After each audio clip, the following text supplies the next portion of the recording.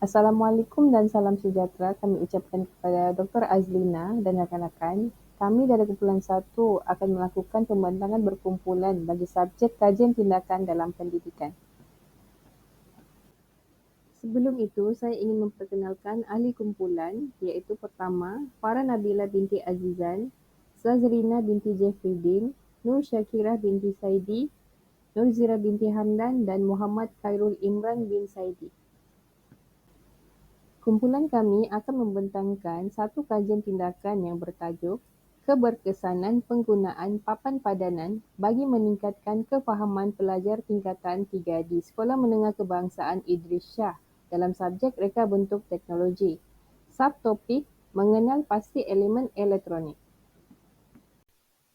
Kita mulakan dengan refleksi pengajaran lalu. Untuk pengajaran lalu ialah berkenaan seorang guru yang mempunyai pengalaman mengajar murid tingkatan 3 dalam mata pelajaran reka bentuk dan teknologi. Ketika peperiksaan pertengahan tahun pada bulan 8 yang lepas, setelah guru tersebut menanda kertas peperiksaan, beliau mendapati ada murid yang kurang memahami dalam mengenal pasti elemen mekatronik. Sedangkan sebelum ini, jika guru bertanya kepada murid sama ada mereka faham atau tidak, mereka mengangguk dan mengiyakan saja. Namun begitu, hasil peperiksaan menunjukkan kebanyakan murid 3 Gamma memperoleh grade F. Hal ini kerana mereka kurang fasih bertutur dalam bahasa Melayu dan Inggeris, menyebabkan mereka memerlukan masa yang lama untuk memahami sesuatu perkara berbanding kelas yang lain. Oleh itu, guru ingin mencari alternatif lain seperti pengajaran terbeza bagi memastikan mereka lebih memahami dan meminati subjek tersebut. Okey, seterusnya adalah tentang fokus kajian. Antaranya ialah masalah yang timbul dalam mata pelajaran RBT pada topik elemen mekatronik. Ia merupakan asas bagi subjek RBT. Kajian diambil daripada 10 orang murid.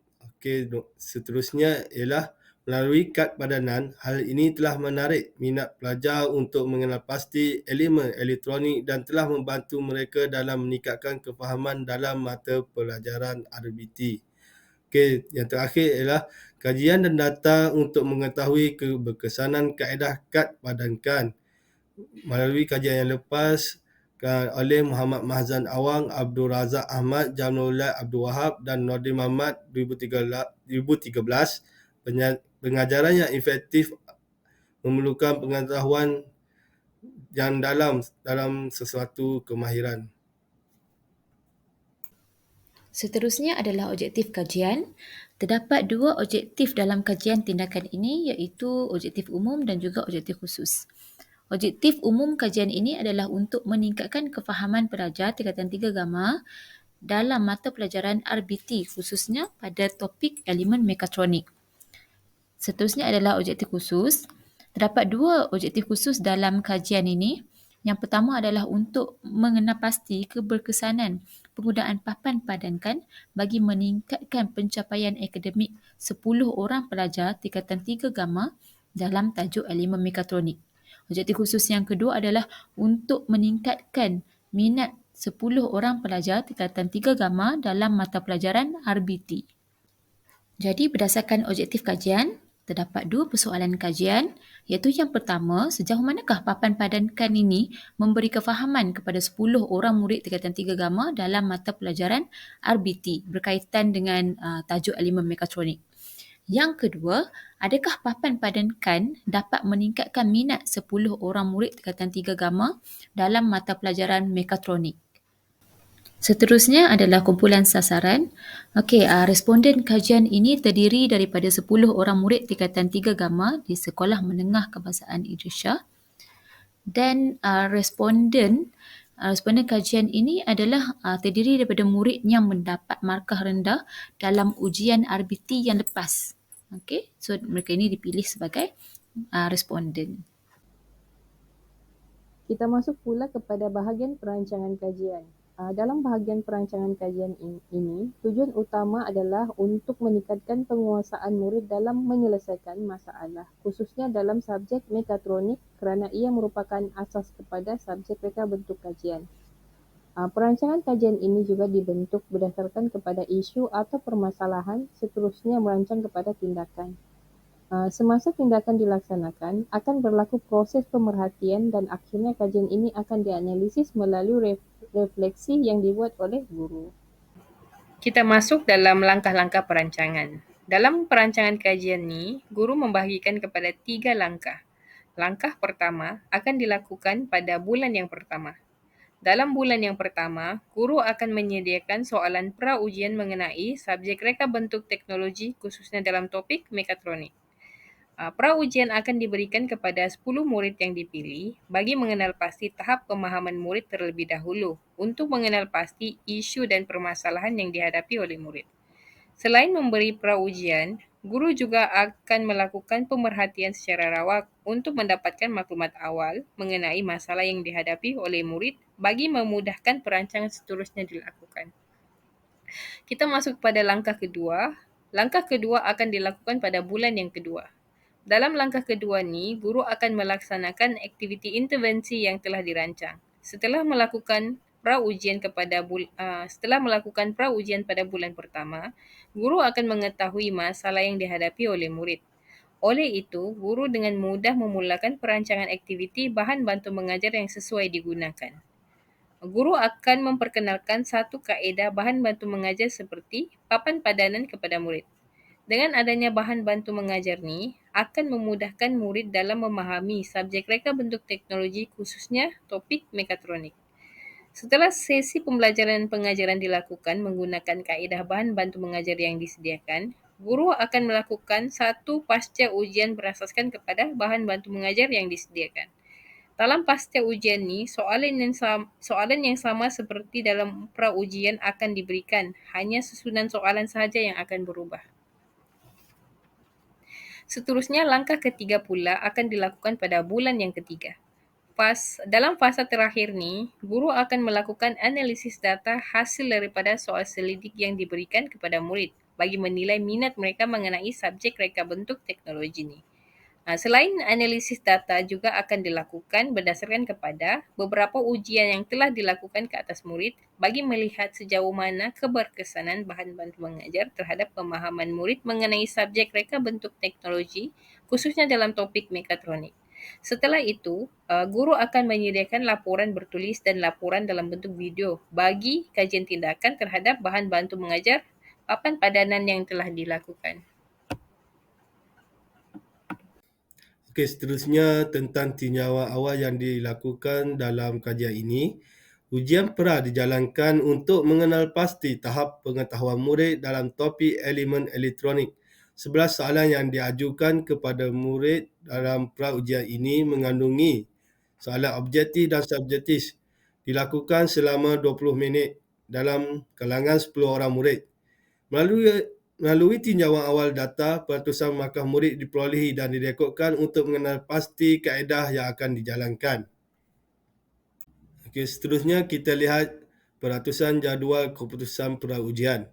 Dalam kalangan 10 orang murid ini, tiada satu orang pun yang mendapat grade A, B dan C, manakala grade D seramai 4 orang yang mendapat markah 4 hingga 3. Peratusnya adalah 40%. Seterusnya grade E, 2 hingga 0 markah, bilangan murid seramai 6 orang dan peratusan adalah 60%. Okey, seterusnya dalam pra-ujian, pengiraan jumlah min diambil kira. Markah murid yang mendapat 3 adalah seramai 4 orang. Peratusan markah 27%. Jumlah peratusan markah adalah sebanyak 108. Dan seterusnya, markah yang murid 2, bilangan murid seramai 4 orang, peratusan markah 18%, jumlah peratusan markah sebanyak 72. Seterusnya, murid yang mendapat 1 markah seramai 2 orang, peratusan markah 9% dan jumlah peratusan markah adalah sebanyak 18. Daripada keseluruhan jumlah peratusan markah ini, tambah semua dan bahagi dengan 10 orang murid dan jumlah min adalah sebanyak 9.8. Seterusnya, kita beralih pada pelaksanaan aktiviti intervensi. Untuk permulaan, kita tubuhkan kumpulan kawalan seramai 10 orang murid daripada kelas 3 Gamma. Seterusnya, kita jalankan ujian pra. Ujian pra ni dijalankan semasa tinjauan awal untuk melihat tahap kefahaman murid terhadap mata pelajaran yang kami jalankan. Dan ujian yang dijalankan ini mengandungi 11 soalan yang terdiri daripada soalan objektif dan subjektif. Hasil ujian ini kami akan gunakan untuk mendapatkan nilai min markah sebelum intervensi dijalankan. Setelah ujian pra dijalankan, kami akan melakukan sesi pengajaran dan pembelajaran dengan bahan bantuan mengajar yang telah disediakan iaitu papan padakan. Dimulakan dengan tayangan YouTube berkenaan elemen mekatronik yang asas dan penerangan guru menggunakan buku teks. Seterusnya, guru akan menampal papan padakan di papan putih dan pelajar dikehendaki mengenal pasti soalan di papan yang disediakan untuk menampal jawapan di papan jawapan mengikut warna kotak yang telah disediakan. Kemudian kita teruskan dengan ujian pasca. Ujian pasca ni merupakan ujian yang dilakukan setelah pengajaran dan pembelajaran berasaskan BBM yang kami gunakan. Ujian pasca ini dijalankan selama 20 minit juga dan mempunyai soalan yang sama dengan ujian pra dan cuma diubah sahaja susunannya. Setelah pengajaran dan pembelajaran serta ujian pasca dijalankan, pelajar yang terlibat iaitu 10 orang pelajar tingkatan 3 Gamma akan menjawab soal selidik berkaitan minat mereka terhadap mata pelajaran RBT yang telah mereka belajar tadi. Data-data yang diperoleh akan dinilai dan dianalisis bagi melihat bagaimanakah tahap minat pelajar. Ini ialah contoh papan padankan. Rajah 1 ialah muka hadapan papan padankan. Rajah 2 ialah papan padankan tanpa soalan dan jawapan. Rajah 3 ialah papan padankan berserta soalan dan jawapan yang telah dijawab oleh pelajar. Sebagai contoh, soalan 1 diletakkan di papan soalan berwarna merah. Jadi, pelajar pun kena letak jawapan soalan 1 itu di papan jawapan berwarna merah. Guru akan memberikan ruang kepada pelajar yang secara sukarela dulu untuk jawab, kemudian diberikan kepada pelajar yang pasif. Jadi, untuk kerja ini kami menggunakan teori taksonomi pemikiran aras rendah yang berfungsi untuk menguji keupayaan pelajar dalam mengingati perkara yang telah dipelajari.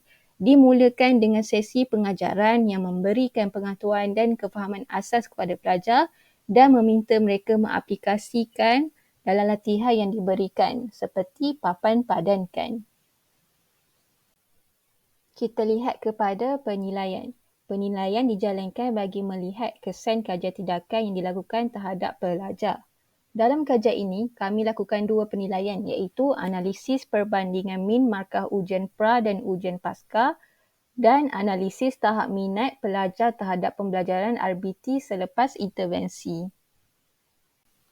Berdasarkan perbandingan min markah ujian pra dan ujian pasca dalam bentuk jadual dan graf yang ditunjukkan, kita dapat lihat dengan jelas bahawa terdapat peningkatan yang ketara antara min markah ujian pelajar tingkatan 3 Gamma dalam ujian pra dan ujian pasca. Ujian pra menunjukkan min markah yang rendah iaitu sebanyak 19.8%, manakala ujian pasca menunjukkan min markah yang tinggi iaitu 38.8%. Kat sini kita dapat tengok ada peningkatan sebanyak 19% setelah pengajaran menggunakan papan padankan dijalankan. Seterusnya kita bergerak kepada maklum balas berkenaan minat pelajar terhadap RBT selepas penggunaan papan padankan. Analisis tahap minat pelajar terhadap pembelajaran RBT setelah kajian dilakukan diukur dengan menggunakan 5 skala iaitu sangat tidak setuju, tidak pasti setuju dan sangat setuju. Berdasarkan kenyataan pertama dan ketiga, kita dapat tengok bahawa pelajar sangat berminat dengan latihan menggunakan papan padankan dan menganggap pembelajaran menggunakan papan padankan ini menarik kerana ia memperoleh nilai min yang tertinggi berbanding kenyataan yang lain iaitu sebanyak 4.6. Kenyataan yang kelima memperoleh min yang terendah berbanding kenyataan yang lain iaitu 3.7, tetapi masih dikira tinggi kerana ia melepasi 2.5. Seterusnya kita tengok kenyataan yang kedua iaitu berkaitan semangat murid untuk belajar RBT dengan menggunakan papan padankan memperoleh min 4.2 dengan sebanyak 60% pelajar setuju, 30 pelajar sangat setuju dan 10% pelajar tidak pasti. Kenyataan keempat berkaitan pelajar lebih bermotivasi mempelajari subjek RBT dengan bantuan papan padankan memperoleh min 4.5 dengan 50% merasakan sangat setuju dan 50% lagi memilih setuju. Dan akhir sekali, purata min bagi soal selidik menunjukkan min 4.32 di mana sebanyak 44% memilih sangat setuju, 46% memilih setuju, 8% tidak pasti, 2% tidak setuju dan 0% bagi yang sangat tidak setuju. Saya teruskan dengan refleksi kajian.